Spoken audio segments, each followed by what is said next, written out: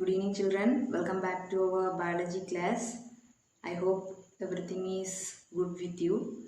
Children, you must enjoy what you have at the moment and you don't think too much about the present. Okay? To the extent that you have failed to appreciate the present. It suggests that what you have, or while we are appreciated to realize our goals, or while we are motivated to realize our goals in the future, and it doesn't mean we must forget about the present. It means enjoy every step of the way. Okay, so you just grasp the present by living it fully. Okay, so you just enjoy what you have at the present. You don't think too much about the future. Okay, children, so in the last class we have learned a new chapter. Yes, the name of the chapter is Microorganisms, Friend and Foe. So in that module or in that video you have learned the friendly part of microorganism. Shall we recall? Okay, so microorganisms are nothing but very minute organism we can see with the help of microscope. And who is the father of microbiology is Anton van Leeuwenhoek. And you know what are the four types of classification of microorganisms. We can classify the microorganisms into four types. They are bacteria, fungi, protozoa and algae. Here the viruses are not comes under in this category because it cannot survive with their own, isn't it? So it do not comes under in this classification. And you know what are the disease causing microorganisms and where do it live? Yes, we can see this in an extreme hot climate as well as the extreme cold climate, and you know the examples too.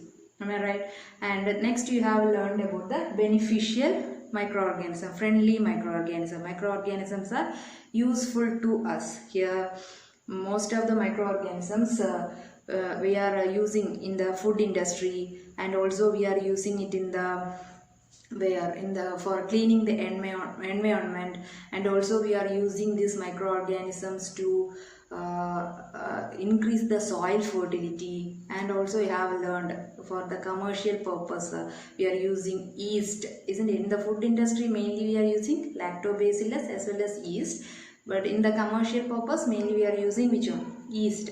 And also you have learned the next one is for the medicinal purpose, antibiotics. Know what is antibiotics? Is the medicine which kill or stop the growth of disease causing microorganisms. They are called antibiotics. For preparation of antibiotics we are using microorganisms. For preparing vaccination also we are using microorganisms. So these are the beneficial part of microorganism. Now let us see the next one, that is foe. Microorganisms, foe.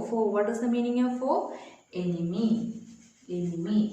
That means harmful microorganisms. Okay, so the harmful microorganisms are called pathogens. They are called pathogens. So what do you mean by pathogens? The microorganisms which causes disease to the humans, to the plants or to the animals, they are called pathogens. So what do you mean by pathogens? The microorganisms which causes disease to the humans, to the animals, to the plants. That microorganisms are called pathogens. And these microorganisms spread through the air we breathe, or through the food, or through the water we drink. And some of the microorganisms spoil the food, and also some of them spoil the clothes, and also some of them spoil the leather. Now it is the time for a task. You have to find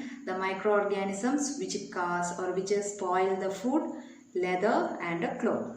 Will you? Okay.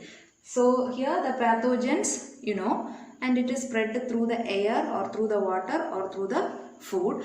And some of the diseases causing microorganisms spread from the infected person to the healthy person, and some of them are carried by the insects or animals. Okay, so these are the way the microorganisms spread from person to person. So here it causes mainly disease to us. So they are called pathogens, and that diseases are of two types. They are communicable disease and non-communicable disease. I think you have learned this all in your lower class. So communicable disease means the disease spread from person to person. That is known as communicable disease. Non-communicable disease means, yes, it do not spread from person to person. For example, for communicable disease, cholera, tuberculosis, isn't it, typhoid, chicken pox. These are the examples for communicable disease. Now, the next task for you, have to find any 5 non-communicable disease. Will you? Okay. So, these are the way the disease spread from person to person. And in some cases, the microorganisms are carried by the insects or animals. So, the organisms which carry the disease causing microorganisms in their body, they are called as carriers.